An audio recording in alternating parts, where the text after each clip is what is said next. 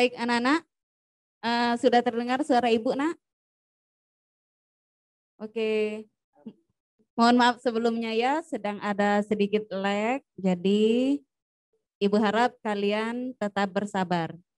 Baik, kembali lagi nggih Pak Ustadz, tadi kan dijelaskan tentang kenapa berbakti kepada kedua orang tua. Yang pertama adalah karena perintah Allah di dalam Al-Quran telah disebutkan. Yang kedua adalah karena besarnya jasa orang tua yang bahkan tidak bisa diibaratkan dengan besarnya gunung setinggi apapun. Kenapa Allah menganggap bahwa jasanya orang tua ini besar sekali nggih Pak Ustadz? Silakan dilanjut. Baik. Saya lanjutkan ya adik-adik. Wa wasainal insana biwalidayhi hamalathu ummuhu wahnan ala wahnin. Kami perintahkan kepada manusia untuk berbakti kepada kedua orang tuanya karena ibunya telah mengandung selama sekian bulan. Wahnan ala wahnin, payah di atas kepayahan. Ibu kita kalau hamil itu tidak bisa tidur tengkurap. Bisa nggak ibu kita tidur tengkurap kalau hamil? Nggak bisa. Ya sakit pinggang, jalan kadang capek, karena ada bayi di dalam perut.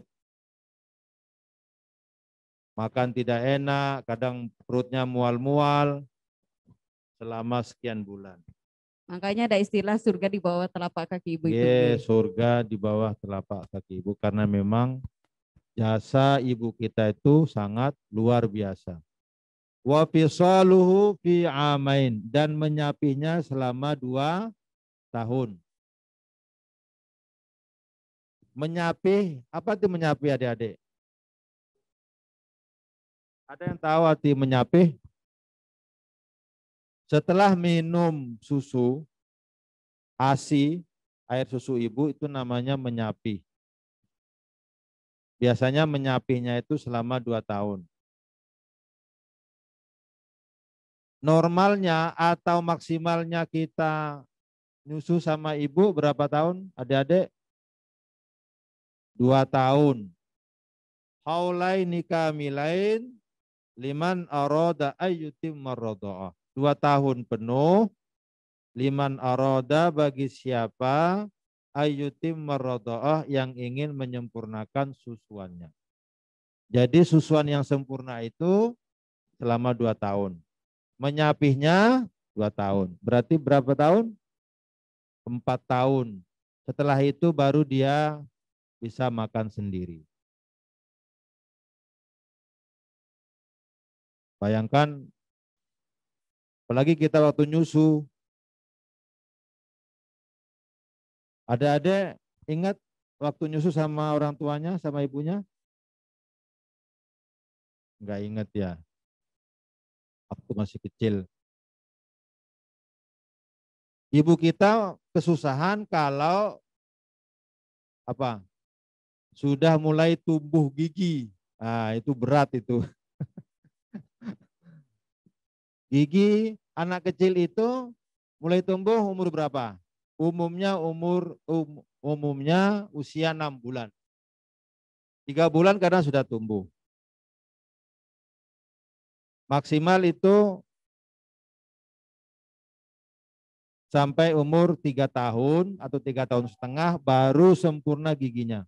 Tapi umur masih kecil waktu menyusui, ketika tumbuh gigi, itu juga berat bagi ibu kita. Kadang susu ibunya itu digigit. Nah, itu sakitnya luar biasa selama beberapa kali. Jadi pengorbanan ibu kita luar biasa. Setelah menyusui disapi selama 2 tahun. Makanya disuruh berbakti, anishkurli, supaya berterima kasih, bersyukur kepadaku, dan berterima kasih kepada orang tuamu. Wali walidaika ilayyal masir, dan kepadakulah kalian akan kembali. Jadi adik-adik, besar jasa orang tua kita dari mengandung, melahirkan, kemudian kalau melahirkan malah ada yang meninggal ibunya karena melahirkan. Apalagi yang sesar. Sesar itu perut ibu kita dirobek, dibelah. Kalau anaknya 3 sesar semua 3 kali itu dirobek. Disuntik bius luar biasa sakit. Suntik bius itu biasanya di punggung bagi yang sesar. Itu bertaruh dengan nyawa. Ada kadang yang meninggal karena melahirkan. Adik-adik sekalian, itulah besar jasa orang tua kita kepada kita. Belum nanti ngantar sekolah, kasih belanja, pokoknya luar biasa. Besar jasa orang tua kita kepada kita. Yang ketiga, kenapa kita berbakti? Karena ridho Allah tergantung ridho orang tua. Ridho Allah fi ridhol walidain, wa sukhtullah fi sukhtil walidain. Ridho Allah itu tergantung ridho orang tua, murka Allah itu tergantung murka orang tua. Jadi naudzubillah, jangan sampai orang tua kita murka, sampai mendoakan kita yang tidak-tidak. Kalau orang tua kita ridho, maka Allah ridho. Hidup kita menjadi teratur, tentram, tidak banyak masalah. Kemudian yang keempat, kenapa kita berbakti? Karena ibu kita, orang tua kita sebagai motivasi hidup kita. Ya. Kita itu berhasil jadi orang nanti tidak sadar karena semuanya itu adalah dorongan orang tua kita, terutama doanya yang di tengah malam. Seolah-olah itu hasil kita, padahal itu adalah hasil orang tua kita. Terutama ibu kita yang selalu mendoakan. Oleh karenanya jangan menganggap keberhasilan kita nanti itu karena usaha kita sendiri, nilai kita bagus, ya, kita bisa rajin, bisa disiplin. Itu kadang sering doa atas doa orang tua kita yang tidak pernah kita tahu. Orang tua kita, terutama ibu kita, itu selalu berdoa untuk kita. Jadi keberhasilan kita itu juga dipengaruhi oleh doa orang tua kita. Berarti ada berapa anak adik-adik? Ada 4. Pertama, perintah Allah. Yang kedua, besarnya jasanya orang tua kita. Yang ketiga, ridho Allah tergantung ridho orang tua. Yang keempat, sebagai motivasi hidup kita. Itu yang pertama ya, kenapa kita berbakti. Sekarang cara berbakti. Nah, bagaimana caranya berbakti kepada orang tua? Bagaimana adik-adik? Ada yang tahu cara berbakti? Caranya pertama, mendoakan orang tua. Hafal doanya? Pasti hafal sejak SD, maka sejak TK itu diajarkan. Rabbighfirli wali walidayya warhamhuma kama rabbayani shaghira. Ampunilah aku dan ampunilah kedua orang tuaku. Dan kasihanilah keduanya sebagaimana dia mengasihani aku sejak kecil. Apa maknanya? Supaya kesalahan orang tua kita itu dilepas, dibebaskan oleh Allah Subhanahu wa taala. Kalau kita kecil adik-adik, misalnya kita dikencingi sama, biasanya kalau orang tua lagi gendong, lagi pipis, lagi BAB, itu diurus. Kadang bapaknya sudah berangkat pakai pakaian seragam, pempesnya bocor, dikencingi sama anaknya. Ya, bapaknya marah apa tidak? Tidak marah, karena dimaklumi. Kenapa dimaklumi? Karena masih kecil. Itulah maksudnya warhamhuma kama rabbayani shaghira. Kasihanilah keduanya sebagaimana mereka mengasihani aku sejak kecil. Jadi kalau orang tua kita ada salah-salah, Allah maklumi. Nah, bighairi hisab, tanpa dihisab. Itu maksudnya warhamhuma kama rabbayani shaghira. Jadi kalau orang tua kita ada salah, supaya bighairi hisab. Jangan dihisab, ya dimaklumi. Karena kesalahan saya waktu kecil itu juga dimaklumi oleh orang tua saya.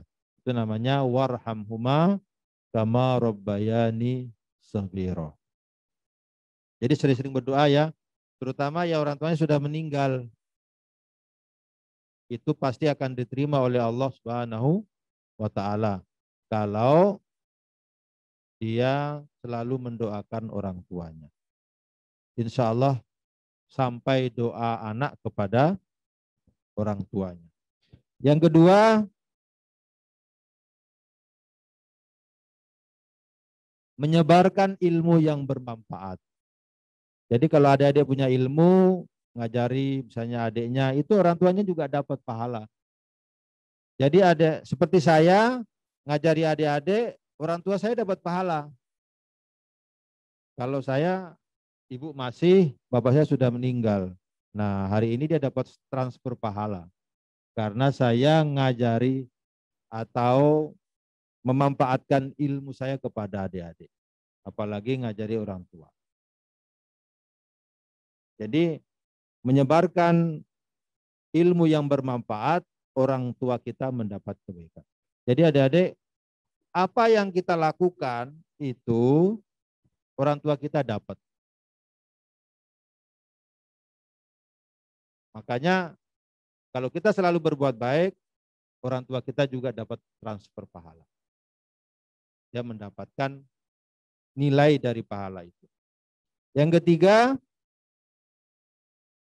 menjaga silaturahmi dengan saudara dan keluarga. Jadi kalau punya saudara, adik, kakak itu harus dijaga. Karena kalau ribut terus, orang tua kita pusing. Ya, jangan sampai membuat orang tua kita menjadi pusing. Ada yang berantem. Ya. Ada yang berantem nggak di rumah itu sama kakaknya, sama adiknya? Atau berantem terus? Ada nggak yang begitu? Ya, tidak boleh karena kasihan orang tua ya. Tiap hari berantem aja sama adiknya, sama kakaknya. Kemudian yang keempat, menjaga nama baik orang tua. Ya. Kalau orang tua kita ada aibnya, ada kekurangannya harus dijaga. Jangan diceritakan sama orang lain, oh bapak saya itu begini, ibu saya itu begini, tidak boleh. Ya. Jangan aktivitas di rumah diceritakan di luar, tidak boleh ya. Itu cara menjaga atau cara berbakti kepada orang tua.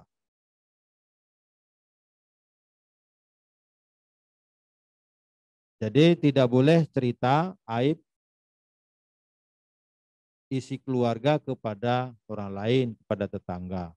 Jadi adik-adik jangan cerita kepada temannya ya tentang aktivitas di rumah yang kira-kira tidak elok. Ya. Karena penting untuk menjaga nama baik orang tua. Yang kelima, berkata yang baik dan lemah lembut, tidak memanggilnya dengan namanya. Ya. Tidak bernada tinggi dan ketus. Nah, ketus itu apa? Ketus, judes tidak boleh kepada orang tua. Harus dengan bahasa yang lemah lembut. Bahasa yang sopan. Fala taqul lahuma uf wala tanharhuma wa qul lahuma qaulan karima. Jangan berkata uf itu ah. Ah ibu. Atau dipanggil tidak mau nyaut. Panggilan orang tua kita harus didahulukan. Wala tanhanhuma ya. Jangan berkata kasar. Wa qul lahuma qaulan karima. Dan berkatalah perkataan yang karimah, yang mulia, yang bagus, yang sopan terhadap orang tua. Yang keenam, melayani kebutuhan mereka. Jadi adik-adik juga bantu ibunya nyuci piring, nyuci baju, ya. Jangan sampai tidak dibantu. Ibunya sudah atau orang tuanya sudah cari nafkah, sudah masakin, ada jemuran belum dijemur, itu harus orang tua dibantu. Jangan sampai ibunya kerja sendiri, bapaknya kerja sendiri. Jadi orang tua jangan sampai tidak dibantu kegiatan-kegiatan di rumah. Melayani kebutuhannya. Kalau dia sakit, dibantu, ya, disuapin, dipijitin, apalagi diambilkan air minumnya kalau lagi sakit. Jadi kebutuhannya itu dilayani. Supaya kita mendapat keberkahan hidup. Yang keberapa sekarang adik-adik? Sekarang yang ketujuh. Mendahulukan kepentingan mereka. Ibu kita kalau manggil, ada PR mau dikerjain. Ibu kita manggil, memenuhi panggilan ibu apa PR? Ya, panggilan ibu. Ada apa Bu? Ada apa Pak? Apa yang bisa dibantu? Ya, baru nanti ngerjakan PR. Jadi orang tua kita dahulukan. Jangan sampai nomor 2. Nah itu paling tidak ada 7 cara berbakti. Kemudian sekarang yang ketiga manfaat. Ya tadi sudah kenapa kita berbakti. Kemudian cara berbakti. Yang ketiga hasilnya apa kalau kita berbakti. Apa efeknya, apa manfaatnya. Kira-kira apa adik-adik? Ada yang tahu manfaat berbakti kepada orang tua?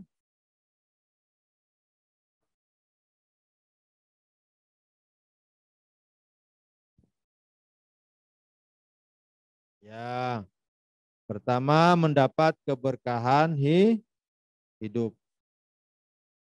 Hidup kita itu berkah. Apa makna berkah?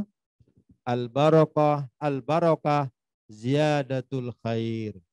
Berkah itu tambahnya kebaikan. Bukan tambahnya uang, tambah mobil. Tambah uang, tambah mobil, rumah banyak bisa mumet. Anaknya kena narkoba, ya itu tidak berkah. Sekalipun hidupnya sederhana, tetapi bawaannya membawa kebaikan terus, itu namanya hidupnya berkah. Ziyadatul khair, selalu bertambah kebaikan.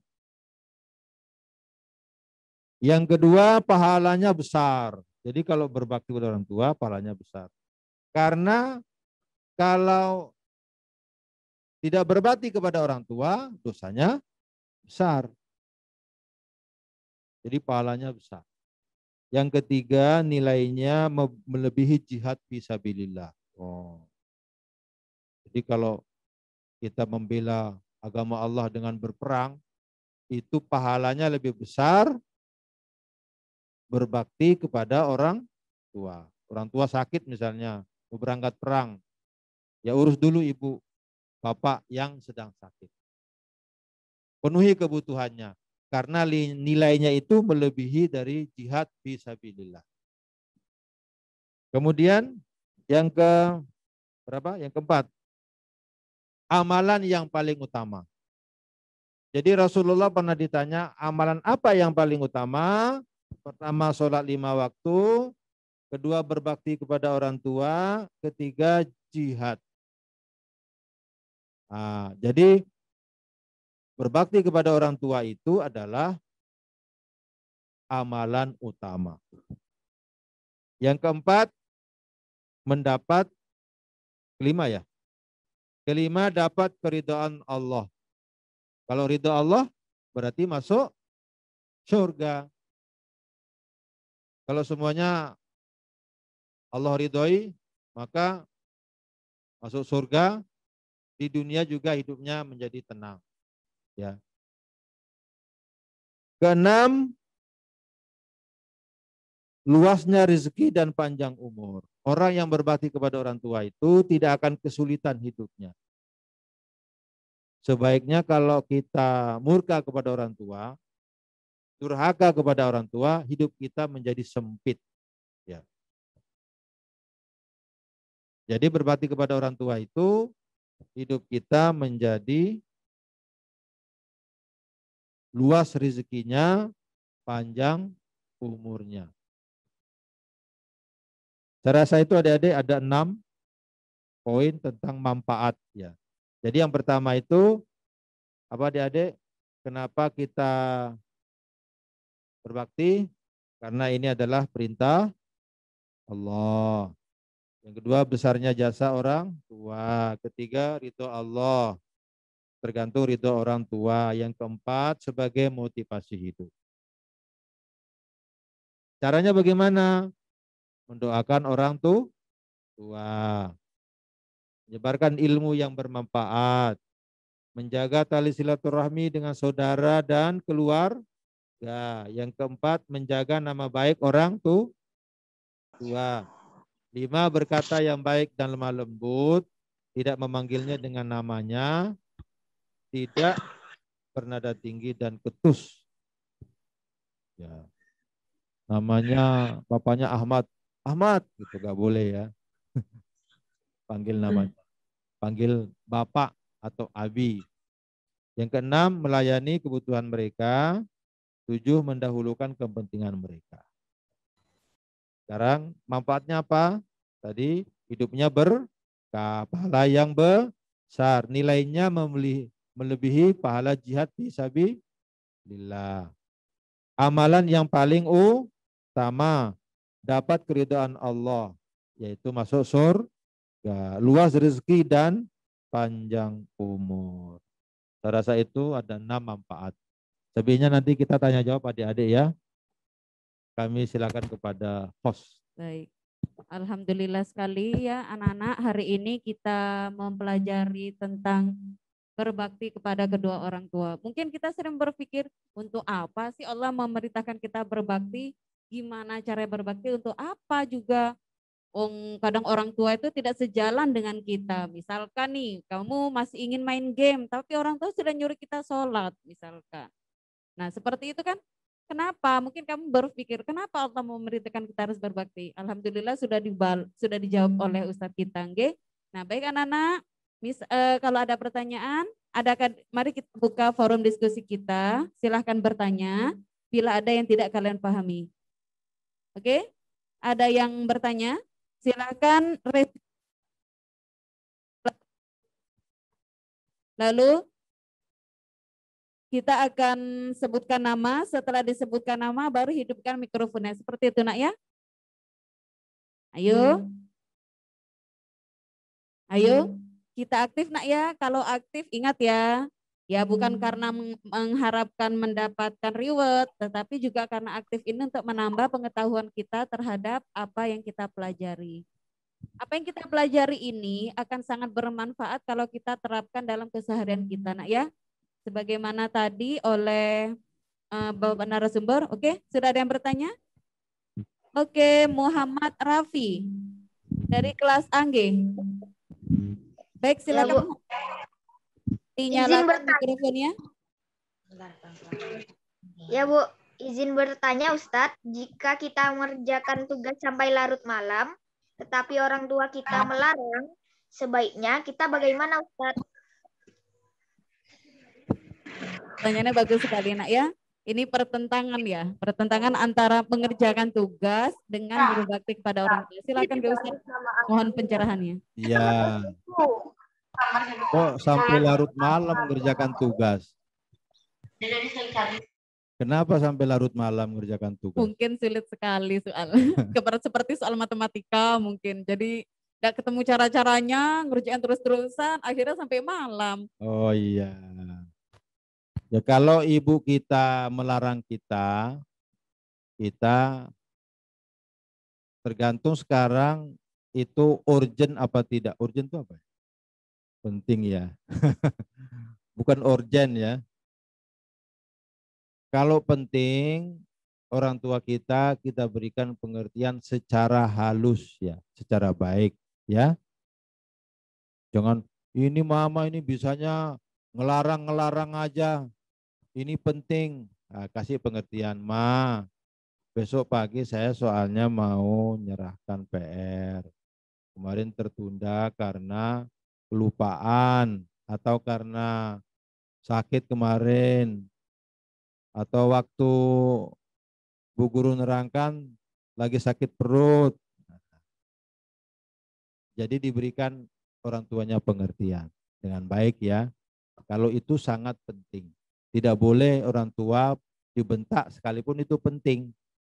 Sekalipun itu urgent, penting banget, tidak boleh dibentak. Artinya tetap harus menjaga perkataan gitu nggih, Ya, cara tetap berkatanya. harus menjaga sopan santun terhadap orang tua. Kalau sudah dijelaskan dengan baik, insya Allah orang tua kita akan menerima biasanya. Orang tua kita tanpa marah karena kita juga dadanya tinggi kan. Dadanya sama-sama ngotot-ngototan jadinya. Apalagi egonya kita ya Ya, Ustaz. sama Karena enggak mau kalah. sama-sama tidak mau kalah. Anak harus ngalah ya. Kita itu sangat besar jasanya. Jadi tetap diberikan pengertian ya. Ada yang lain silakan. Oke, ini kan Pak Ustadz ada yang bertanya dari Farel Dwi Putra Ramadan. Pak Ustadz, bagaimana ini kita sebagai anak menghadapi orang tua yang terkadang secara tidak sengaja sering membandingkan kita dengan orang lain, dengan anaknya orang lain. Waduh, ini dalam sekali pertanyaannya Ustadz. Memang apa namanya, mungkin kadang orang tua tidak sengaja ya Ustadz ya, tapi anak mungkin ada merasa juga kan Pak Ustadz. Kira-kira gimana ini solusinya? Pertanyaannya bagus. Pertanyaannya bagus sekali ya. Orang tua kita kalau membandingkan kita dengan orang lain, ya diberikan juga alasan yang baik. Bu, kita diciptakan beda-beda. Ya, diciptakan tidak sama, punya kelebihan masing-masing. Tapi tetap dengan kata yang sopan. Ya, kalau dia kelebihannya di matematika, saya misalnya di IPS. Kalau di IPS saya itu enggak mumet mikir, kalau matematika mikir saya mumet. Ya, jadi orang tua kita jangan nabu banding-bandingkan saya sama orang lain. Saya kan mungkin punya bakat yang lain yang diberikan oleh Allah. Tapi tetap disampaikan dengan baik. Insya Allah orang tuanya ngerti. Iya ya, jadi terjawab nggih Farel. Mungkin secara tidak sengaja orang tua kita membandingkan kita dengan orang yang lain. Tetap bagaimanapun cara komunikasi kita dengan kita tetap harus jaga komunikasi dengan orang tua kan kita nggih Pak Ustadz ya. Iya, betul. Harus gimana caranya kita bicara dengan orang tua, memberikan pengertian pada orang tua. Kebetulan ini lagi masa pandemi, maka kita harus membangun hubungan antara anak dan orang tua. Nah, dengan cara begitu kan kita bisa menyampaikan apa yang kita kehendaki pada orang tua kan gitu nggih Pak Ustadz ya. Jadi biar nggak kejadian seperti ini, kamu juga nggak sakit hati. Baik, ada lagi yang hendak bertanya nak? Tadi sepertinya ada Haikal ya. Bertanya lagi? Ada lagi bertanya? Ini Pak Ustadz saya bacakan ya, silakan. Pak Ustadz saya mau bertanya. Kemarin saya baca berita ada anak membunuh ayahnya lantaran sang ayah menyiksa ibu dan memperkosa sang adik. Banyak orang yang mendukung atau memberikan semangat kepada sang anak. Menurut Islam hal itu bagaimana nggih Pak Ustadz? Ada yang bunuh. Ini sebuah berita ini, berita di koran. Pertanyaannya bagus tuh. Saya membaca sebuah berita, ada anak yang membunuh ayahnya lantaran sang ayah menyiksa ibu dan memperkosa sang adik. Banyak orang yang mendukung atau memberikan semangat kepada sang anak. Bagaimana Islam melihat kejadian ini? Sebelumnya Ibu tanya Galaxy 02S ini atas nama siapa, Gina? Mohon diganti rename namanya, Nak, ya. Oke, baik, silakan Pak Ustadz, mohon pencerahannya. Baik. Pertama, kalau ada pemerkosaan, ada pemukulan, dalam syariat Islam itu ada mekanismenya. Ya, ada tata caranya. Kalau orang dibunuh, kalau syariat Islam itu, kalau menghilangkan nyawa orang, itu juga dihilangkan nyawanya, tetapi bukan oleh orang umum. Ya, itu ada petugas negara. Kalau di syariat Islam itu ada algozunya. Kalau membunuh, dibunuh. Kalau cubit telinganya, cubit telinganya. Kalau hidung, kalau ditempiling, ditempiling. Itu ada syariatnya. Ya, tidak boleh orang sembarang atau orang umum itu melakukan pembalasan. Itu ada mekanismenya. Nah, kalau dia membunuh siapapun, apapun salahnya, maka tidak boleh dan dia mendapat dosa besar. Sekalipun orang tuanya itu, bapaknya misalnya salah, kan? Dia memperkosa adiknya, membunuh ibunya juga ya, menggenep. Ya. Pada dasarnya itu tidak boleh, karena nanti yang meninggal dua, jadi ibunya meninggal, terluka, bapaknya juga kalau dibunuh lagi dibalas, dua-duanya meninggal. Terus yang membunuh masuk penjara. Iya. Adiknya yang diperkosa tadi itu sendirian jadinya. Karena ibunya dibunuh bapaknya dibunuh sama anaknya atau adiknya yang laki-laki itu, adik laki-lakinya masuk penjara, tinggal hidup sendirian yang perempuan membawa luka. Jadi memang tidak boleh itu. Kalau ada orang tua seperti itu, ya itu dihindari. Nanti kalau sudah sadar, bangun komunikasi. Sama dengan kita Islam, orang tua kita masih non-Islam. Tetap kita menjaga hubungan baik. Kalau dia mengajak kepada kesyirikan, wajib ditolak. Tidak boleh.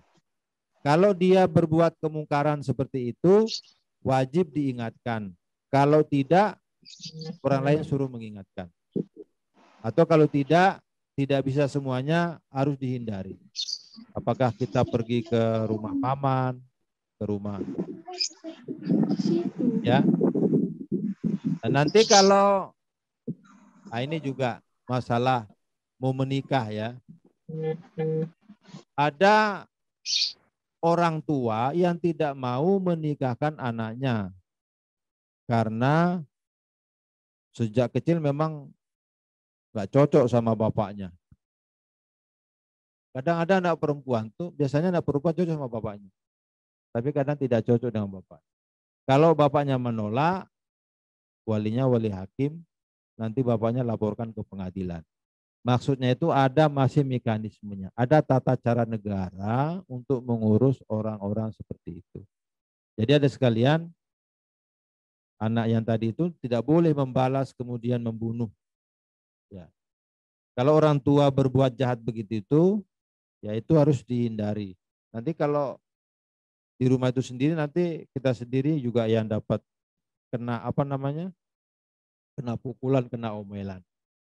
Ya tetap tidak boleh nanti balas membunuh kepada bapaknya. Nanti keluarganya habis nanti. Ada yang lain?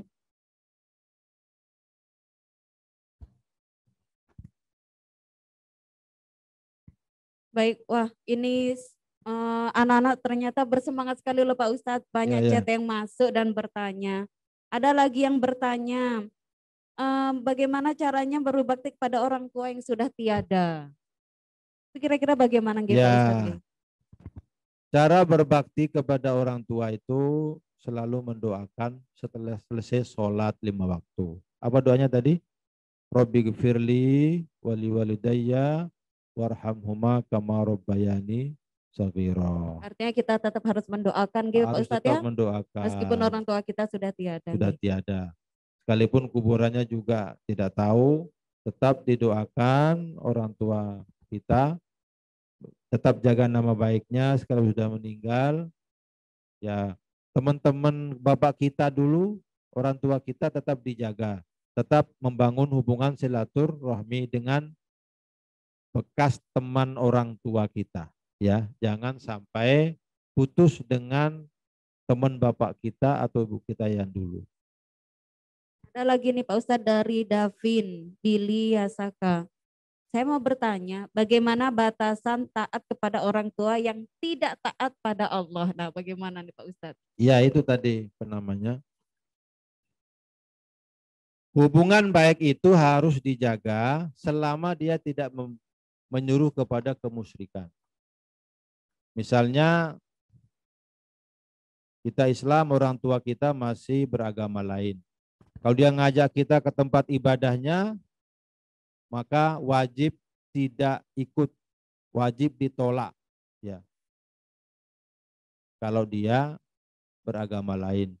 Atau sesama agama Islam, tetapi nyuruh kita, misalnya, nak biar kamu bagus nilainya nyontek aja di sekolah, yaitu wajib tidak diterima, harus ditolak karena menyuruh kepada keburukan.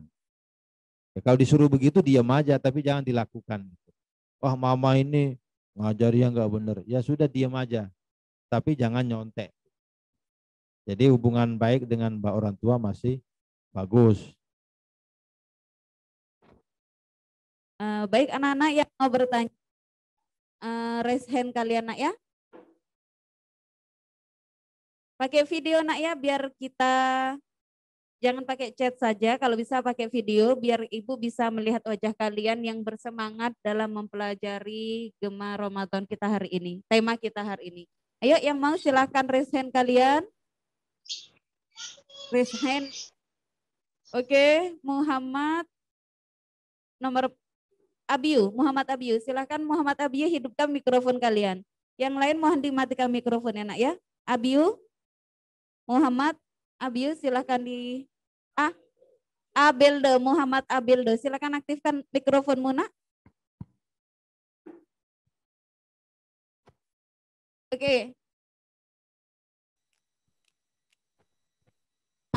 Abeldo, menyalakan mikrofonmu nak.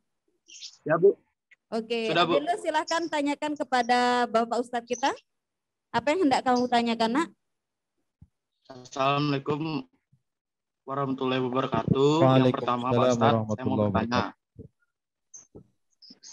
Apakah kedua orang tua yang mengadopsi mempunyai hukum yang sama dengan kedua orang tua yang sebenarnya Pak Ustadz? Apakah saya harus mencari orang tua asli saya Pak Ustadz? Itu aja.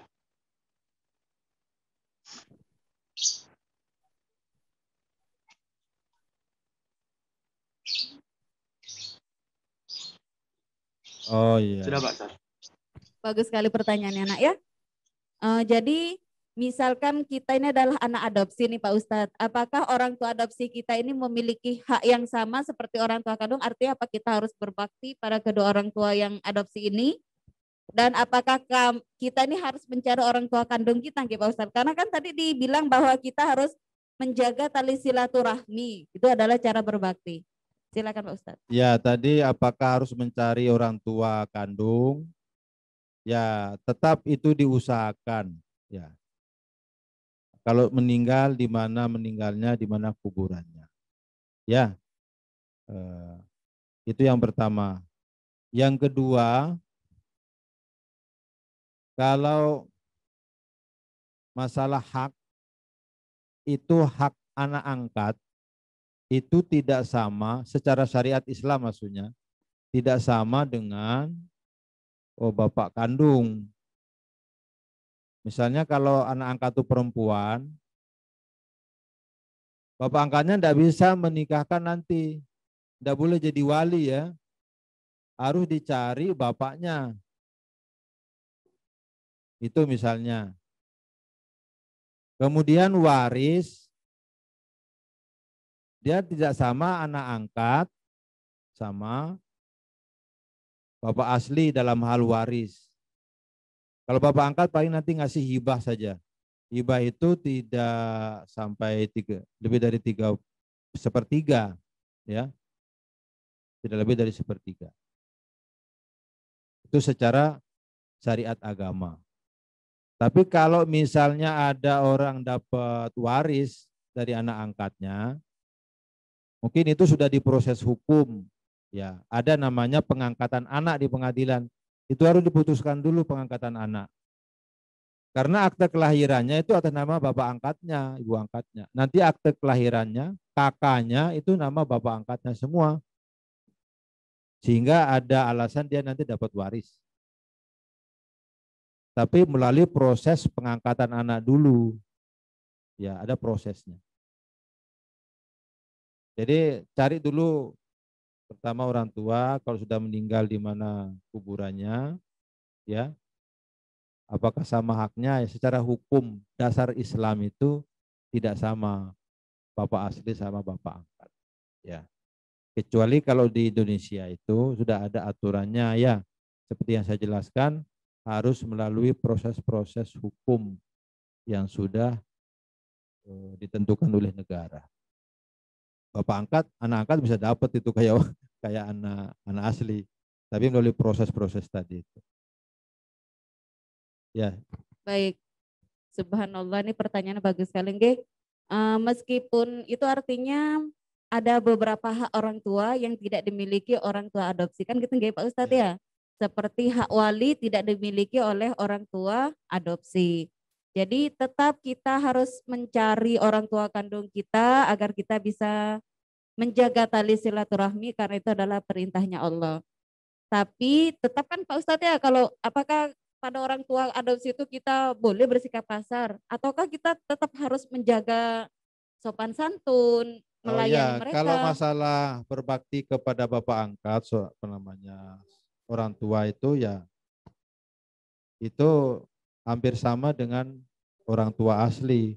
Karena bapak angkat kita juga membiayai kita sekolah, mungkin mengambil kita sejak bayi juga kan.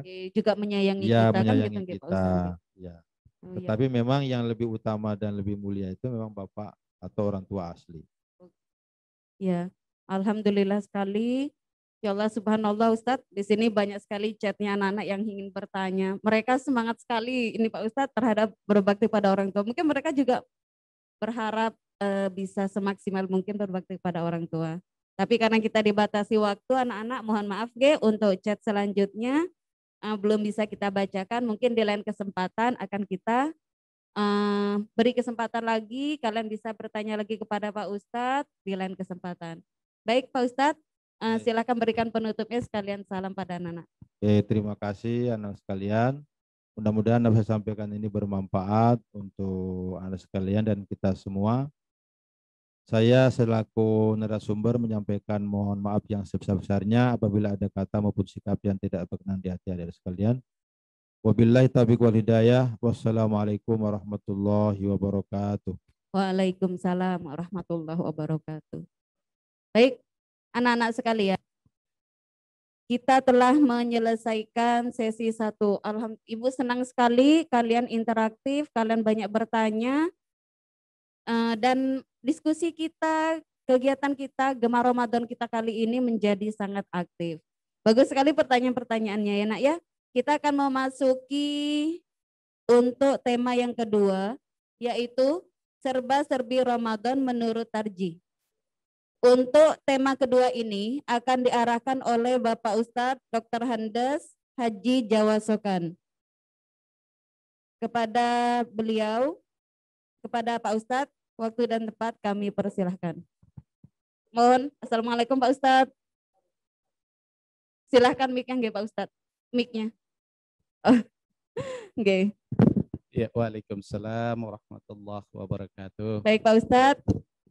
Tadi putra-putri kami di kelas 7 sudah membahas, sudah mempelajari, berdiskusi tentang bagaimana berbakti kepada orang tua. Selanjutnya kami ingin anak-anak lebih memahami tentang serba-serbi Ramadan yang sesuai dengan tarjihnya Muhammadiyah. Mohon bantuannya nanti untuk memberikan materi dan arahan pada anak-anak Pak Ustadz. Baik, sebelumnya silakan diperkenalkan diri ke anak-anak Pak Ustadz. Bismillahirrahmanirrahim. Assalamualaikum warahmatullahi wabarakatuh. Alhamdulillah, nahmaduhu nasta'inuhu wa nastaghfiruh wa na'udzu billahi min sururi anfusina wa sayyiati a'malina. May yahdihillahu fala mudilla lahu wa may yudlil fala hadiya lahu. Asyhadu an la ilaha illallah wa asyhadu anna Muhammadar Rasulullah. Allahumma shalli ala Muhammad wa ala alihi wa ashabihi wa mawadah amma ba'd. Anak-anakku yang saya cintai, pendengar yang dirahmati oleh Allah, senantiasa kita bersyukur kepada Allah bahwa kita masih dipertemukan oleh Allah dengan bulan suci Ramadan di tahun ini, dengan harapan kita semuanya sampai pada hari akhir melaksanakan puasa dan menjadi orang-orang yang muttaqin. Selawat dan salam semoga terlimpahkan kepada Rasulullah sallallahu alaihi wasallam, para sahabat dan keluarga pengikutnya sampai yaumul kiamah. Baik. Nama sudah jelas nama ya. Iya, nama anak-anak sudah tahu. Nama saya Jawa Sokan. Saya menjadi salah seorang pengurus daerah Muhammadiyah Kota Denpasar. Ini supaya bisa lebih dekat. Ya, anak-anakku yang saya hormati, yang dirahmati oleh Allah, serba-serbi Ramadan itu banyak sekali. Yang paling penting salah satu adalah bulan Ramadan ini bulan tarbiyah, bulan yang dikhususkan oleh Allah Subhanahu wa taala dari 12 bulan ini agar kita bisa belajar, terutama kepada anak-anak belajar. Belajar apa aja yang harus kita lihat serba-serbinya. Salah satu di dalamnya tarjih kita belajar untuk tepat waktu dalam beribadah. Nah, tepat waktu. Jadi sholat itu menjadi salah satu sebab. Kalau malam kita lihat sholat isanya tepat. Apakah siang sholatnya juga kita tepat, zuhurnya, asarnya? Nah, ini serba-serbi yang memang harus kita perhatikan benar. Karena hamba Allah itu janji yang benar adalah janjinya dia kepada Allah Subhanahu wa taala, dan itu ya sesuai dengan waktunya. Innas salata kanat 'alal mu'minina kitaban mauquta. Sesungguhnya salat itu fardu yang telah ditetapkan waktunya. Jadi kalau kita tidak boleh molor-molor waktunya. Kita berjanji dengan Allah. Berjanji dengan manusia saja, kalau kita tidak tepat, maka kita dikategorikan menjadi kategori munafik. Nah, ini hati-hati nih. Apalagi kalau kita berjanji dengan Allah. Ini serba-serbinya ini. Salah satunya adalah tepat waktu dalam beribadah kepada Allah. Sehingga di zaman Nabi salah seorang sahabat datang kepada Rasulullah, "Ya Muhammad, amal apa yang menyebabkan Allah mencintaiku, mencintai seseorang? Ayyul amali ahabba ilallah." Amal apa yang dapat menyebabkan seorang itu dicintai oleh Allah? Maka jawab Rasulullah SAW yang pertama, as-salatu ala waqtiha. Salat kamu tepat pada waktunya. Sekali lagi anak-anak ya, kita berjanji dengan manusia aja lewat sedikit munafik. Karena kita tidak tepati, apalagi berjanji dengan Allah. Ya, jadi as-salatu ala waqtiha itu dapat menyebabkan kita dicintai oleh Allah. Kalau Allah mencintai kita, segala urusannya akan menjadi mudah. Tapi kalau Allah tidak mencintai kita, urusan kita semua tertutup. Pingin mau jadi insinyur, nggak jadi insinyur. Mau jadi dokter, nggak bisa jadi dokter. Ya, as-salatu ala waqtiha. Tsumma ayyu ya Rasulullah. Kemudian apa lagi?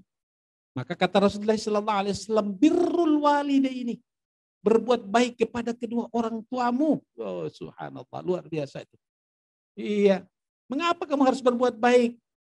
Karena merekalah yang menyebabkan kamu lahir ke dunia ini. Di Al-Quranul Karim surat Isra itu jelas, ayat 23 itu. Wa qadha rabbuka alla ta'budu illa iyyahu wa bil walidaini ihsana.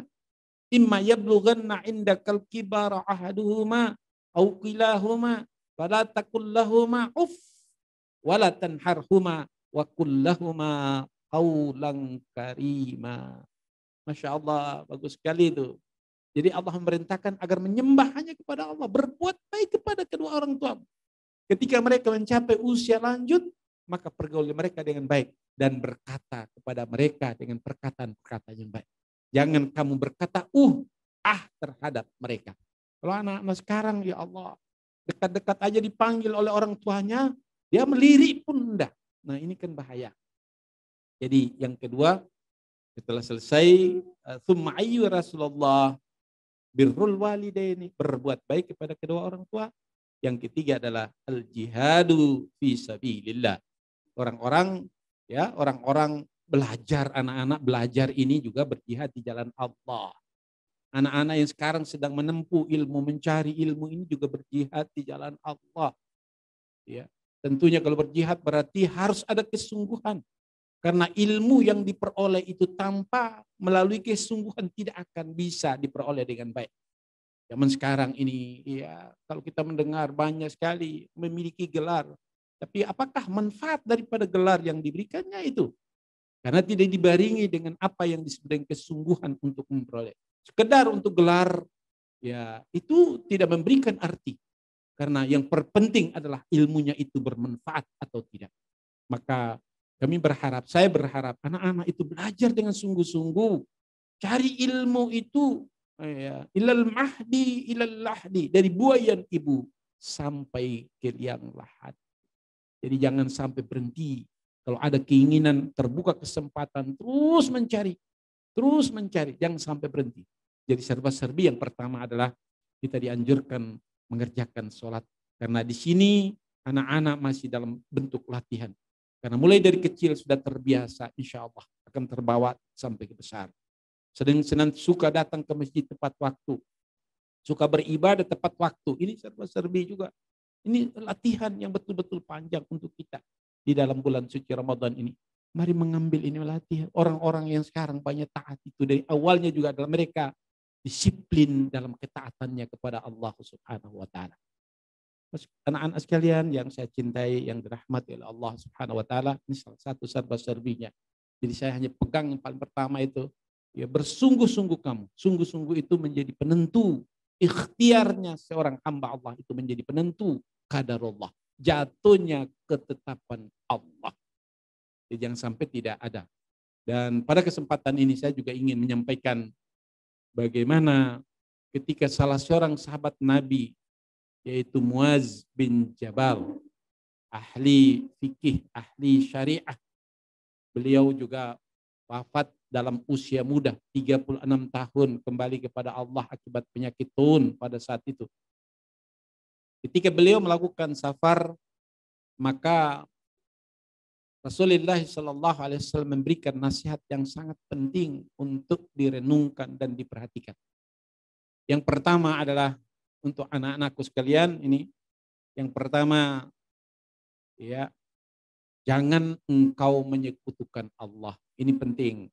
Kita ini punya Allah, Tuhan itu Esa, yang menciptakan langit dan bumi serta segala isinya.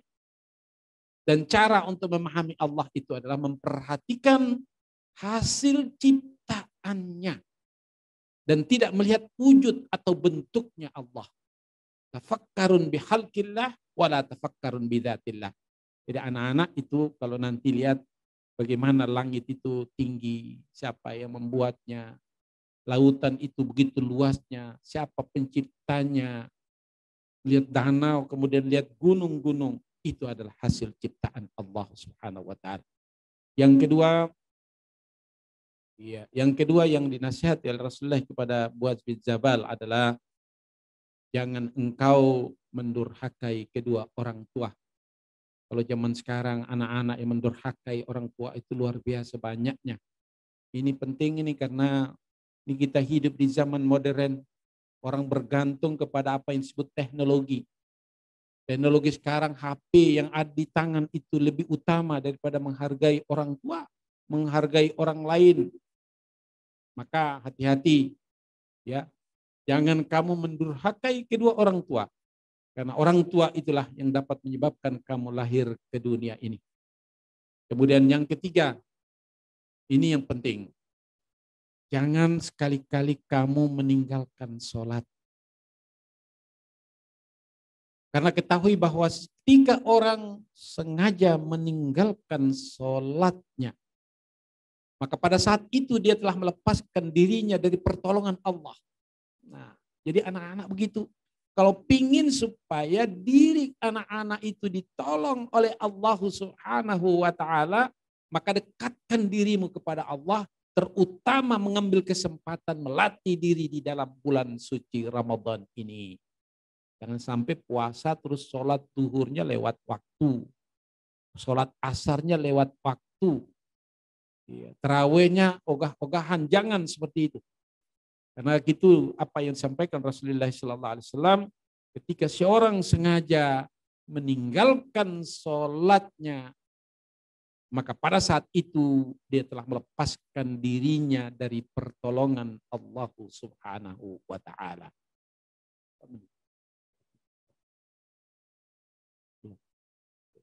Ya. Ya.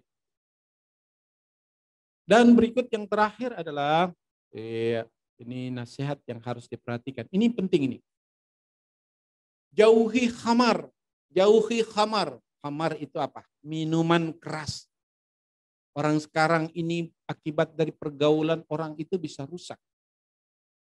Apabila kita tidak hati-hati hidup di zaman sekarang ini, kita itu bisa rusak disebabkan satu perbuatan saja yang kita kenal dengan khamar.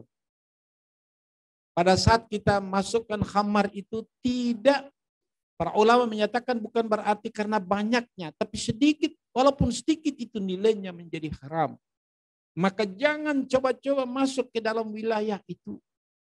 Apabila kamu bergaul anak-anakku, maka perhatikan siapa teman yang menjadi teman dekatnya dalam bergaul.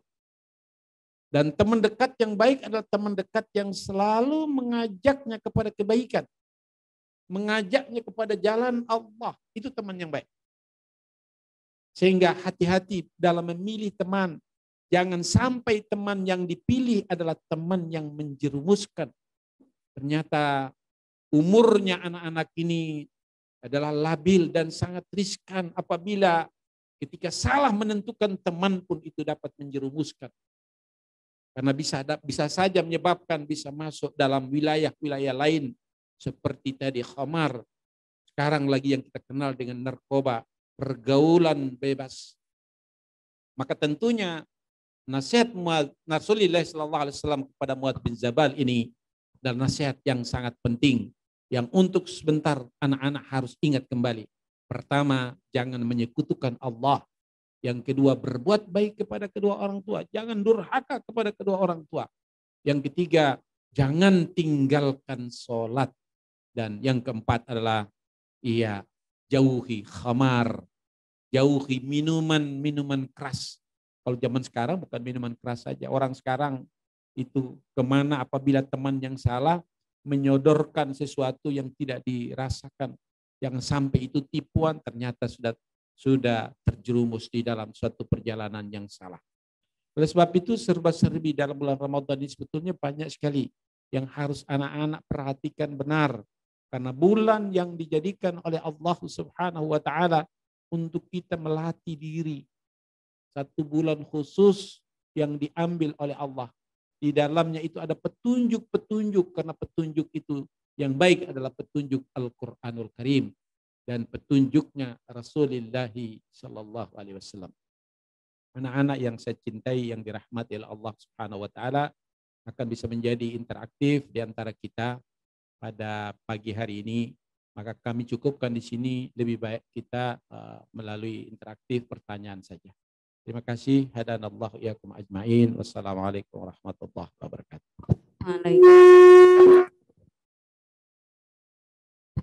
Baik.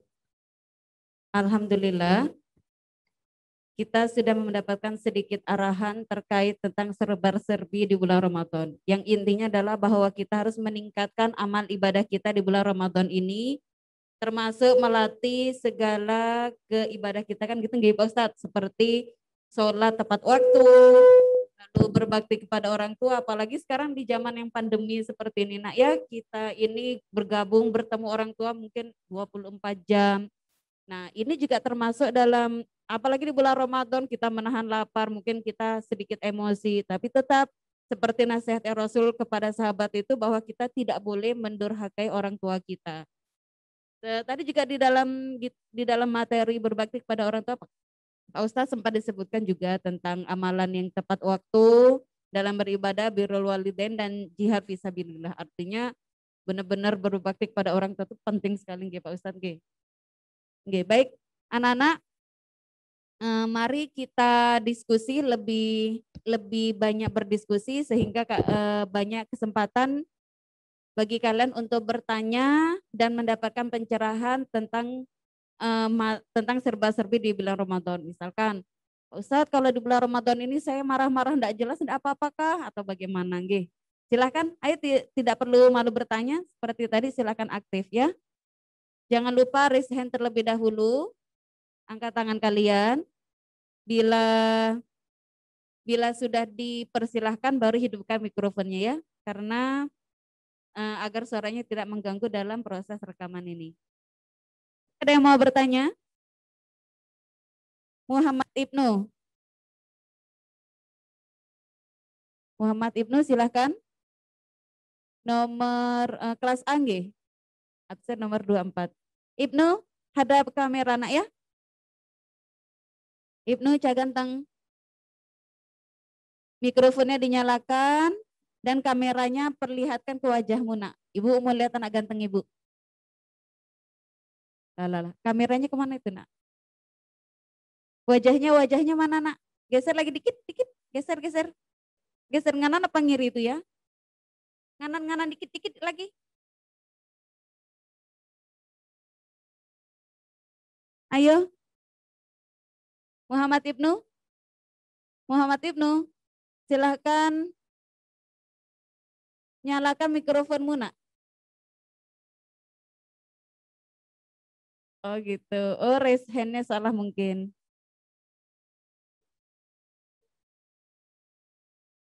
Oke.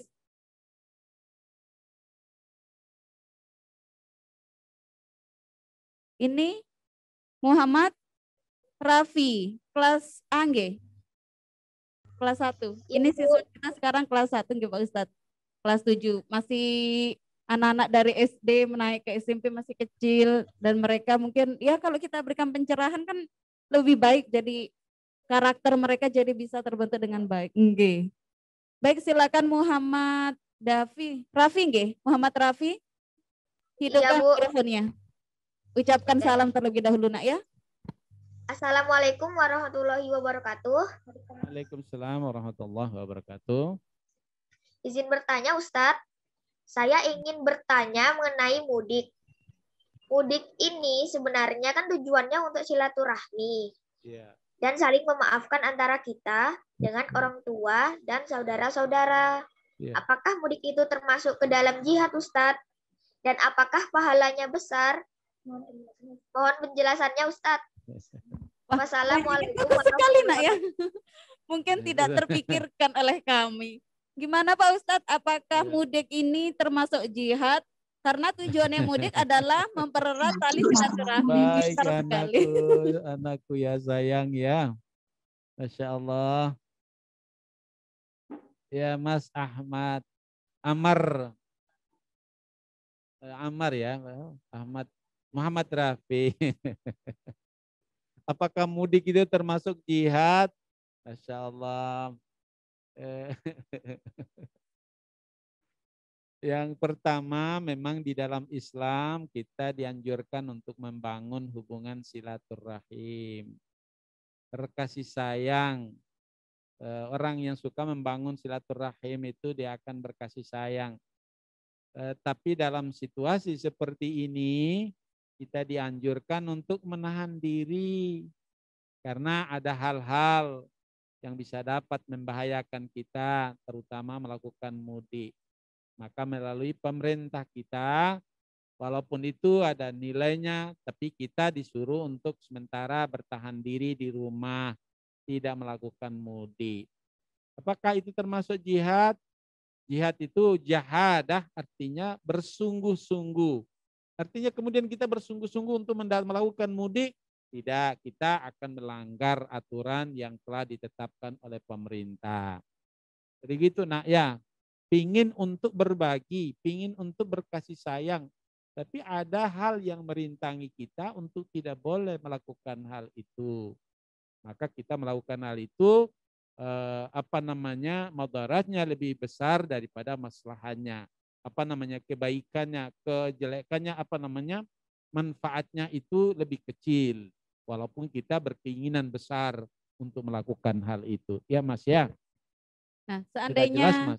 seandainya bukan masa pandemi, oke, sekarang ini kan pandemi lagi dilarang oleh pemerintah, Pak Ustadz, kita dilarang menghindari mudik agar tidak terjadi lonjakan COVID ini lagi. Tapi misalkan sudah normal nih Pak Ustadz, sudah biasa, sudah semuanya sehat, sudah tidak ada lagi, kita mudik nih, karena dengan niat yaitu menjalin tali silaturahmi. Apakah ini masuk dalam jihad fisabilillah nih Pak Ustadz? Saya tadi sudah sampaikan yang disebut jihad itulah kesungguhan kita dalam beribadah. Nah, pertanyaannya apakah silaturahim itu termasuk anjuran? Anjuran silaturahim. Maka na yu'minu billahi wal yaumil akhir wal yusil rahimah. Siapa yang beriman kepada Allah dan hari akhir, maka hendaklah membangun silaturahim. Salah satu silaturahim yang kadang kita manfaatkan di negeri kita adalah diambil pada saat setelah selesai kita melaksanakan puasa.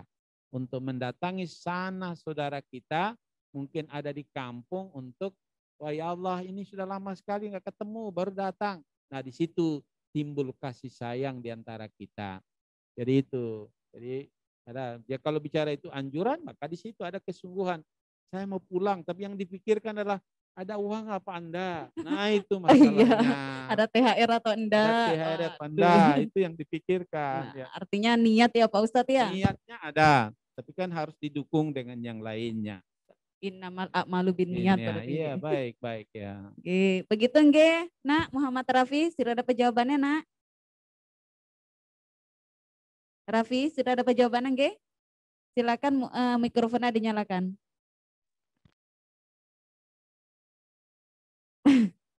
Sudah Nak ya? Oke. Sudah cukup jelas Bu, terima kasih penjelasannya. Sama-sama. Terima kasih atas pertanyaannya yang sangat memukau Nak ya. Selanjutnya ya, ini ada pertanyaan dari Haikal kelas B. Haikal silahkan raise hand terlebih dahulu Nak. Haikal Atila. Haikal Atila. Iya. Oke, sudah nyala nggih? Assalamualaikum warahmatullahi wabarakatuh. Waalaikumsalam warahmatullahi wabarakatuh. Ya, assalamualaikum warahmatullahi wabarakatuh. Haikal, kameranya ya, Bu. Kameranya dihidupkan Nak ya, biar kita bisa melihat wajahmu Nak.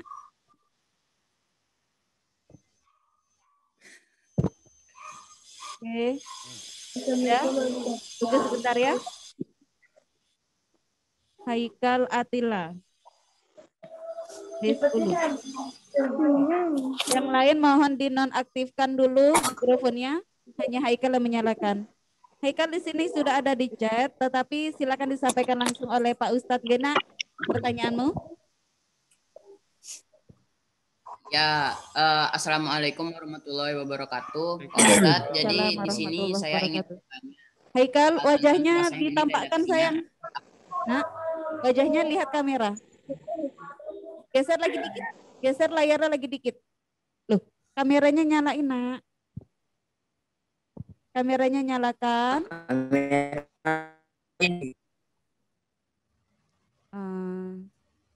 Oke, good. Good. Oke, silakan lanjutkan pertanyaanmu, Nak. Ya, Assalamualaikum warahmatullahi wabarakatuh. Waalaikumsalam warahmatullahi wabarakatuh. Jadi, Pak Ustadz, saya di sini ingin bertanya soal tentang puasanya. Gini redaksinya, apakah sah puasa seorang laki-laki jika ia sahur dalam keadaan junub? Dan apakah mimpi basah dapat membatalkan puasa? Wah, bagus pertanyaan Pak Baik, Ustadz ya ya. Allah. Sedikit dewasa, tapi mungkin karena anak-anak kita nih kan masa peralihan Pak Ustadz dari Iya, SD ke SMP. boleh. Mungkin mereka ragu-ragu nih, saya puasanya Masa peralihan. bagaimana ini gitu. Makanya ditanyakan, silakan Pak Ustadz. Jadi pertanyaannya tadi Apakah membatalkan puasa seorang laki-laki yang sahur. sahur atau dalam kondisi junub? Dan apakah mimpi basah itu membatalkan puasa atau tidak? Baik ya. Ini soalnya jawabannya Pak Ustadz Jauhari ya. Iya dah ya, insyaallah ya.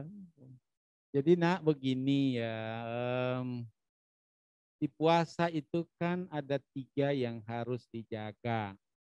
3 itu disebut dengan kebutuhan pokok, ma'ali.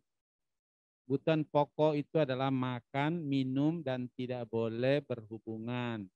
Tapi anak sudah tanya, saya sampaikan. Berkaitan dengan orang yang sahur dalam keadaan junub, tidaklah mengapa. Tapi setelah selesai itu, bolehlah dia mandi wajib.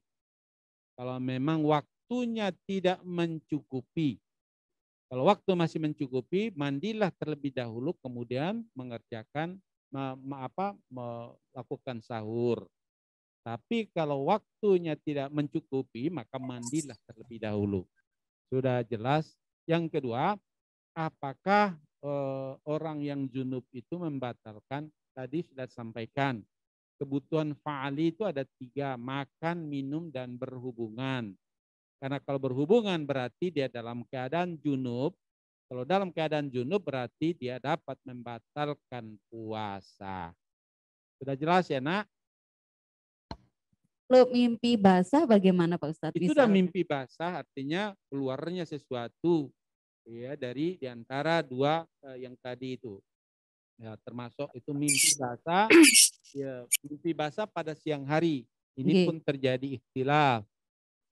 Tapi terjadi karena dia keluar baik sengaja atau tidak sengaja, diperlukan untuk mandi wajib. 2 hal itu yang dapat menyebabkan batalnya puasa.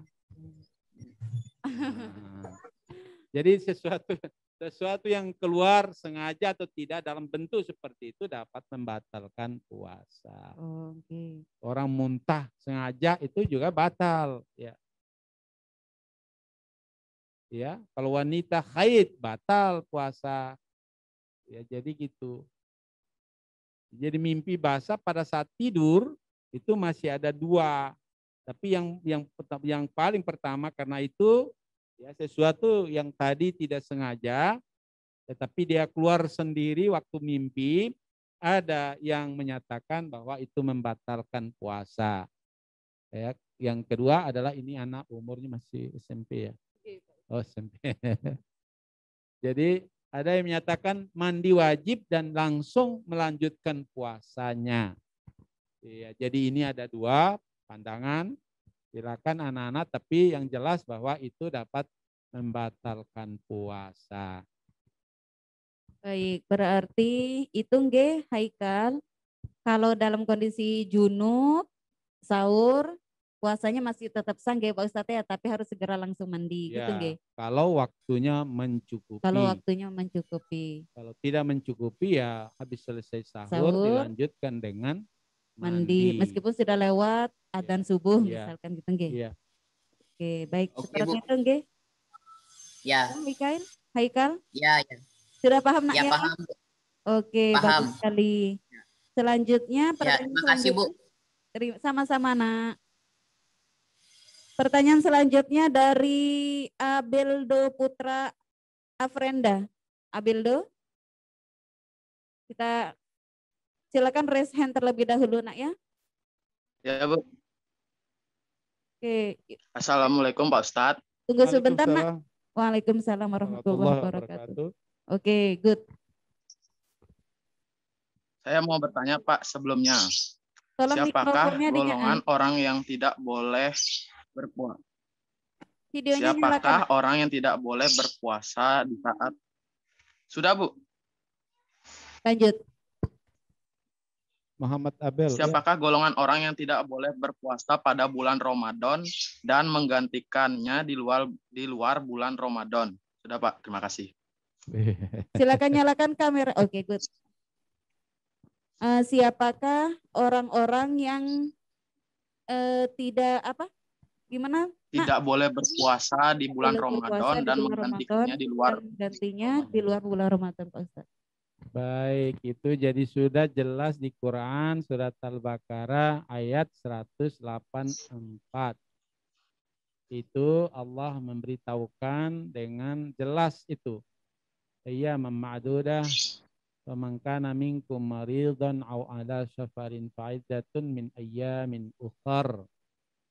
Jadi kalau di dalam puasa itu ada yang sakit, uzur karena sakit, ya, atau dia dalam perjalanan karena pergi ke tempat-tempat lain, maka dia boleh meninggalkan puasa, tapi harus diganti pada bulan-bulan yang lain. Ya, ya nak ya. Kemudian orang-orang yang tidak puasa di bulan Ramadan juga adalah satu orang yang uzur. Uzur tadi sakit menahun. Yang kedua adalah mereka yang hamil dan menyusui. Hamil menyusui. Itu ya. Yang ketiga, umurnya sudah terlalu tua. Maka umurnya tua itu tidak perlu berpuasa, tapi dia harus fidyah. Yang menyusui juga fidyah. Sedangkan orang perjalanan sakit biasa itu baru menggantinya. Boleh tinggalkan tapi harus diganti di bulan lain. Oke, Mas ya. Oke, Abel. Ya, baik. Oke. Terima kasih Pak, Bu. Sama mana?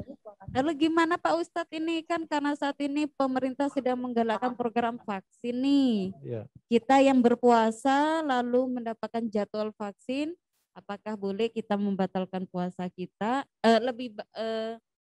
Apakah vaksin itu membatalkan puasa atau bagaimana gitu Pak Ustadz? Baik, ini jawaban bahwa Majelis Ulama Indonesia telah mengeluarkan fatwanya tentang vaksin di dalam bulan suci Ramadan. Bahwa vaksin itu tidak dapat membatalkan puasa. Jadi diperbolehkan melakukan vaksin di dalam bulan suci Ramadan. Oke, berarti gitu nggak anak-anak, orang tua kalian yang mendapatkan jadwal vaksin, nanti mungkin bertanya pada kalian, Ge. Misalkan tanya, nak, misalkan ibu sekarang mau vaksin, apakah batal puasanya atau tidak? Kalian bisa menjawab karena Pak Ustadz sudah memberikan jawabannya. Paham ya anak-anak? Oke, selanjutnya ada pertanyaan dari, bentar. Tadi ada Zaki Abian Hakim. Zaki Abian Hakim. Raise hand, nak. Oke. Zaki, silakan nyalakan mikrofonnya. Silakan pertanyaannya. Sudah, Bu. Oke, silakan ajukan pertanyaan kepada Pak Ustadz. Assalamualaikum warahmatullahi wabarakatuh. Assalamualaikum warahmatullahi wabarakatuh. Saya izin bertanya, misalkan kalau perjalanan jauh itu mengapa harus batal puasa? Harus makan gitu?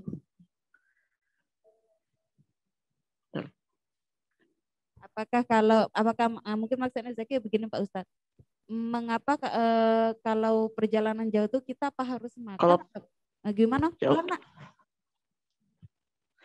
mengapa kalau perjalanan jauh itu harus itu boleh makan pada saat bulan puasa atau minum? Kenapa boleh membatalkan puasa ketika kita melakukan perjalanan jauh? Mas, itu namanya keringanan. Keringanan yang diberikan oleh Allah kepada manusia.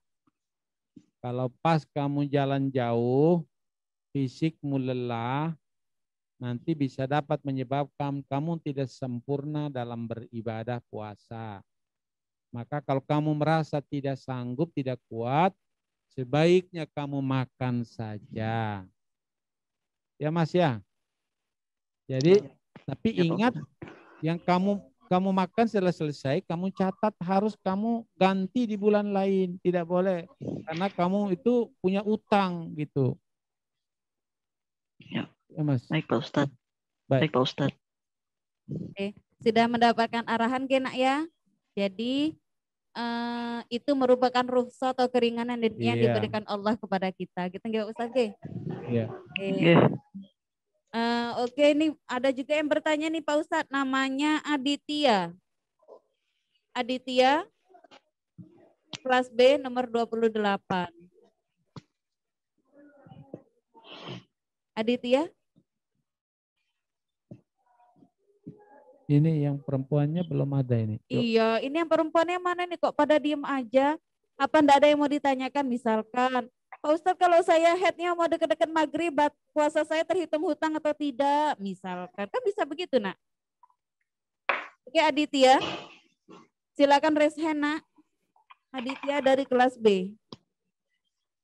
Absen nomor 28. Oke Aditya Gaming. Assalamualaikum warahmatullahi wabarakatuh. Waalaikumsalam warahmatullahi wabarakatuh. Pak, saya mau bertanya, kalau kita marah-marah terus temen duluan, batal nggak puasanya, Pak? Hadisnya begini, nak. Di dalam berpuasa, faidza kana yaumus shaumi fala yarfusu wala yasbah. Jadi kalau kamu sedang berpuasa, jangan berkata kotor, jangan berbantah-bantahan, jangan yang melakukan yang lain-lain.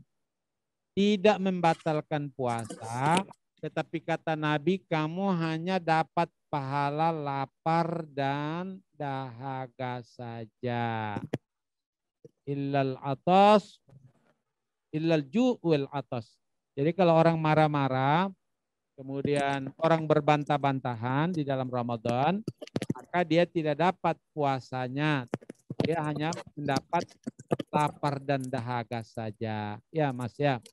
Jadi kalau pada saat puasa kita disuruh untuk wal qaziminal ghaidha, hendaknya menahan amarahnya. Di Quran surat Al-Imran ayat 134. Jadi anak, jadi kalau waktu puasa jangan marah-marah, disuruh melatih diri untuk bersabar. Ya Mas ya. Oke, begitu nggih Adit. Jadi memang tidak membatalkan puasa, tetapi mengurangi keberkahan puasa kita nggih Pak Ustadz nggih. Betul, betul. Ya kalau bisa, bukan. Memang karena puasa ini kan melatih maksudnya nggih Pak Ustadz nggih. Iya, Jadi kita harus melatih. melatih diri agar kita tidak bermarah-marahan, tidak berbantah-bantahan. Baik, ada yang mau bertanya lagi nak? Oke. Ada yang mau bertanya lagi? Silakan.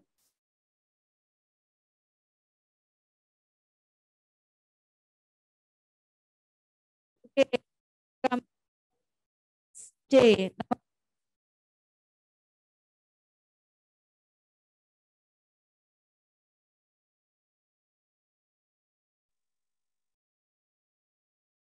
Silakan nyalakan videonya Aisyah. Aisyah Kamil. Oke Aisyah. Oke, good. Silakan nak. Assalamualaikum Aisyah. Assalamualaikum Pak Ustadz. Waalaikumsalam warahmatullahi wabarakatuh. Saya mau tanya, amalan apa yang paling baik dalam bulan Ramadan? Oke, amalan apa yang paling baik yang kita lakukan di bulan Ramadan?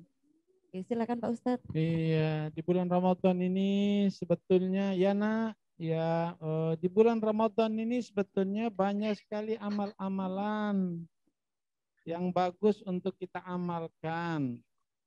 Yang paling pertama adalah kita dianjurkan kalau bisa ya menghatamkan Al-Quran, anak. Itu amalan yang utama pertama itu. Mengkhatamkan Al-Quran. Membaca Al-Quran. Karena Al-Quran itu menjadi petunjuk bagi kita. Penyelamat. Hilang. Ya nak? Oh sinyalnya ya. Hilang sinyalnya. Masih dengar ya? Masih dengar Aisyah? Masih. Oke. Kameranya nyalakan dong nak. Anak cantik. Oke. Malu dia, malu. Baik ya. Jadi di rumah itu kalau bisa rumah yang Qurani. Bapaknya ngaji, ibunya ngaji, anaknya ngaji. Jadi rumah itu menjadi cahaya. Itu amalan yang pertama. Amalan yang baik yang kedua adalah berbagi di dalam bulan suci Ramadan ini. Kalau punya uang, punya makanan, bagi kepada tetangga, orang-orang dekat kita. Karena kata Rasulullah SAW dalam hadisnya, siapa yang memberi buka kepada orang yang berpuasa, amalnya itu sama, tidak dikurangi sedikit pun. Ya nak ya, jadi itu yang kedua. Kalau tadi baca Al-Quran, yang kedua adalah, yang berikutnya adalah jangan lupa menghidupkan malam-malamnya pada saat itu. Di malam itu bagi kaum wanita, apalagi di musim COVID seperti ini, kalau bisa melaksanakan Qiyamul Lail sebagai bentuk latihan di rumah. Ya, jangan sampai terus sholat isya berhenti, tapi coba melakukan amal-amal yang seperti tadi. Biasakan diri untuk melakukan Qiyamul Lail. Seperti terjih kita itu menyampaikan 3-3-2, 4-4-3 maksudnya. Jadi 4-4-4-3 itu 4 rakaat ditambah 3 witir. Kalau memang kita bersama keluarga, kalau enggak ya boleh juga 2-2-2-2 ditutup 1. Itu menurut terjih kita Muhammadiyah. Jadi banyak amal ibadah yang kita harus lakukan. Salah satunya adalah aktif, bukan berarti pada anak-anak terus Ramadan tidur melulu, tidak. Bolehlah amalan yang salah satunya adalah kita bisa banyak membaca, mengkaji Al-Quran, mengkaji ilmu-ilmu yang bermanfaat. Seperti ini salah satunya ini. Ini kegiatan yang sangat positif, kegiatan yang sangat bagus. Karena kita manusia ini harus terus diingatkan, ya. Fadzakir inna tanfa'uhu dzikra lil mu'minin. Berikanlah peringatan karena sesungguh sangat bermanfaat peringatan itu bagi orang-orang yang beriman. Kalau memang malam bisa datang kemana-mana ada tauziahnya, ada penyampaian ilmunya, ingat dengarkan itu dengan baik. Kalau bisa, kalau mau ikut tarawih malam harinya, bawa catatan.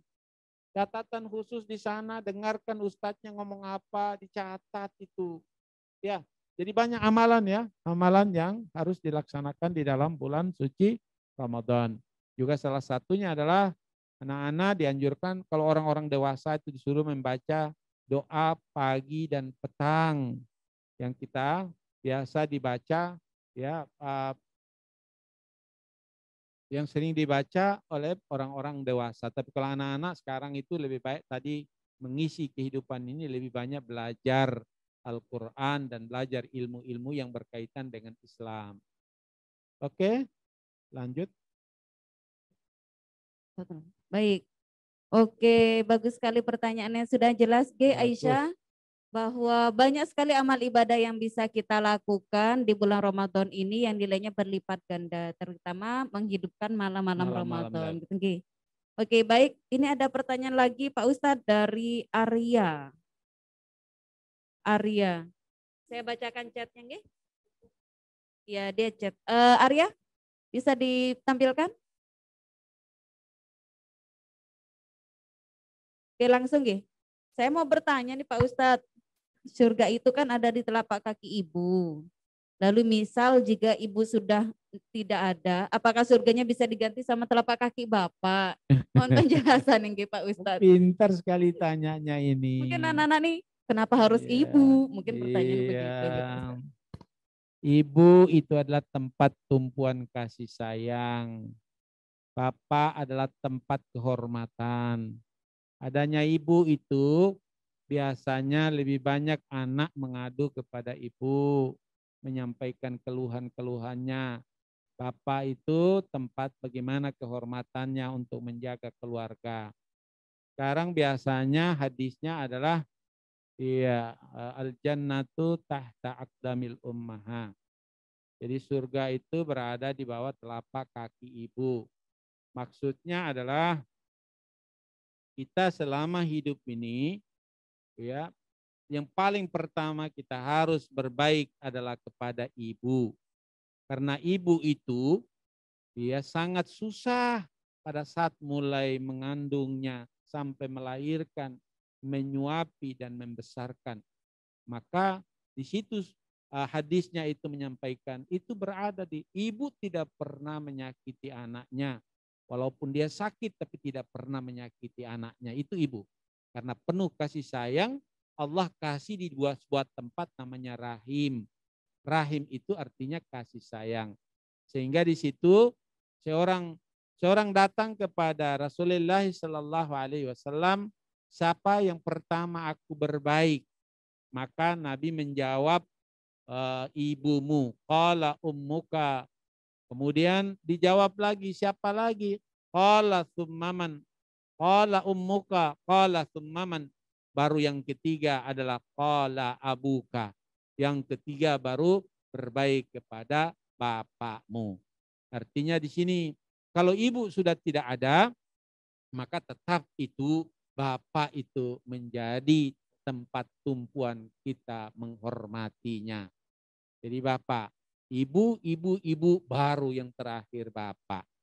Jadi bapak, kalau ibu sudah tidak ada, biasanya itu berpindah kasih sayang. Yang kedua adalah berpindah kehormatan sebagai penjagaan itu berada pada bapak.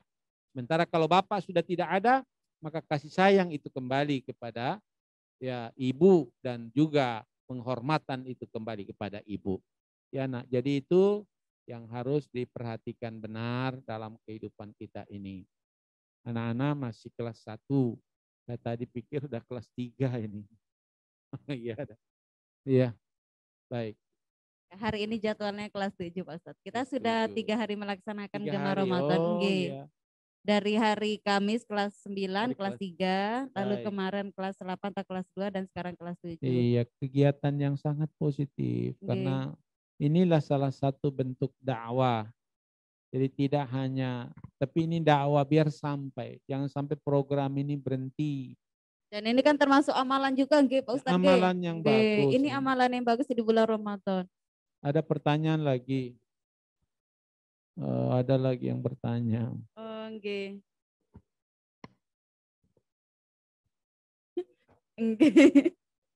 Ini ada sebuah mungkin anak-anak sambil di chat ini sambil bercanda. Iya. Surga ada di telapak kaki ibu. Kalau kita ditendang sama ibu, apakah berarti kita ditendang dari surga? Kita lucu-lucu nggak Pak Ustadz? Baik, itu anak-anak kecil yang memang kita belum pernah bertemu tapi jadi merasa dan kreatif luar biasa berarti. Lucu sekali anak-anak ini. Jadi ini lucu, bagus nih pertanyaannya nih. Surga di bawah telapak kaki ibu. Berarti kalau tidak berarti kita ditendang ya. Tapi kalau dipikir kan bisa juga Pak Ustadz. Misalkan kita durhaka sama ibu. Logikanya begitu. Jadi maksudnya ini adalah ridanya Allah itu terhadap pada ridanya kedua orang tua. Ridha Allahu wa ridhaul walidaini. Wa syuktallah wa syuktal walidaini. Kalau kamu itu disenangi oleh ibumu, berarti Allah juga menyenangi kamu. Tapi kalau dibenci oleh ibumu, maka Allah juga akan benci kepada kamu. Jadi gitu. Tapi kalau kamu berlaku kurang ajar terhadap orang tuamu, tidak hormat kepada orang tua ibumu terutama, maka disitulah yang nanti kamu ditendang dari surga tadi. Benar sekali Pak Ustadz ya. Iya, jadi kalau kamu tidak hormat, tidak sayang kepada ibumu, tidak hormat, tidak taat, maka pada saat itu kamu sedang mendurhakai orang tuamu.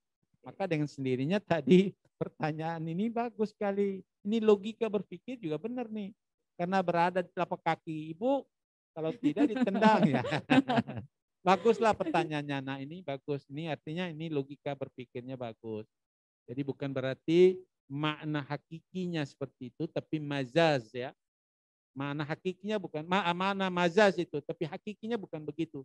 Hakikinya adalah kamu itu dianjurkan hendaknya selalu hormat, taat, dan berbakti kepada ibumu. Karena tadi itu, ya siapa lagi yang saya berbaik? Ibumu. Siapa lagi? Ibumu. Siapa lagi? Ibumu. Qala ummuka qala summaman. Qala ummuka qala summaman. Qala ummuka qala summaman. Qala abuka. Yang terakhir baru kepada bapakmu. Maka kenapa kamu harus berbaik dulu kepada orang ibumu? Ibumu itu hamalat ummuhu wahnan ala wahni wa fisaluhu fi amain. Dia itu mulai mengandung aja 9 bulan 10 hari, kemudian menyapihmu dalam waktu 2 tahun. Jadi susahnya ibu itu luar biasa. Kalau kamu tidak berlaku baik terhadap ibumu, maka dari saat itulah kamu akan menolaknya surga Allah Subhanahu wa taala. Oke, alhamdulillah sekali. Jadi hari ini kita banyak sekali pembelajaran ya anak-anak tentang birrul walidain, dan di serba-serbi Ramadan pun kembali diingatkan bahwa birrul walidain ini menjadi sangat penting dalam kehidupan kita. Ini banyak juga sih masih Ustadz, Pak Ustadz anak-anak yang bertanya, tapi karena waktunya sudah habis, Ibu mohon maaf, mungkin di lain kesempatan nanti kita akan mengadakan lagi, di lain kesempatan kalian bisa bertanya pada saat itu. Iya. Baik, Pak Ustadz, terima kasih untuk materinya hari ini. Banyak yang kita dapatkan dari Gemar Ramadan hari ini. Tema berbakti kepada orang tua, kita tahu dari berbakti kita mendapatkan keberkahan hidup. Dalam serba-serbi Ramadan kali ini pun kita dijelaskan kembali ada amalan yang terbaik, amalan yang utama. Salah satu juga termasuk birrul walidain. Kembali kita diingatkan bahwa peranan ibu, kasih sayang ibu dalam kehidupan kita menjadi sangat besar sekali. Oke Pak Ustadz, terima kasih. Silakan berikan pengantar terakhir sekalian menutup salamnya. Baik, anak-anakku yang saya cintai, kalian generasi yang kami inginkan ke depan untuk mengambil tanggung jawab umat ini. Jadi tidak hanya mengisi masalah dunia saja dengan ilmu yang kuat, tapi harus diseimbangkan antara dunia dan akhirat. Belajar teknologi untuk menguasai dunia, tapi jangan lupa juga belajar ilmu tentang kehidupan hari akhir. Berlaku baik kepada kedua orang tuamu, dan yang kedua adalah kepada orang-orang yang dekat kepadamu. Sama temanmu, sejawatmu, guru-gurumu. Lebih baik kamu taruh rasa hormat yang dalam agar ilmunya dari guru-gurumu itu bisa berpindah dengan mudah kepada kalian semuanya. Ini menjadi penutup pada pagi hari ini dengan harapan dan doa kepada Allah Subhanahu wa taala agar anak-anakku kelak nanti di belakang hari menjadi anak-anak yang berguna. Tentu dia taat kepada Allah, berbakti kepada kedua orang tuanya, berguna bagi agama, bangsa dan negaranya. Terima kasih, mohon maaf jika dalam penyampaian kami ada hal-hal yang tidak berkenan. Sekali lagi, salam untuk orang tua di rumah. Harapan kami semua kalian jadi penegak ke depan dinul Islam yang baik. Wassalamualaikum warahmatullahi wabarakatuh. Waalaikumsalam warahmatullahi wabarakatuh. Terima kasih banyak Pak Ustadz. Baik. Demikianlah acara hari ini anak-anak dalam kegiatan Gemar Ramadan ini. Terima kasih telah mengikutinya dengan sangat interaktif sekali. Semoga apa yang kita pelajari hari ini benar-benar bisa kita terapkan dalam kehidupan kita sehingga menambah amal ibadah kita. Nah, sebagai panitia, mewakili panitia yang bertugas dan kami yang bertugas, bila ada salah kata mohon maaf. Terima kasih. Wabillahi taufik wal hidayah. Wassalamualaikum warahmatullahi wabarakatuh.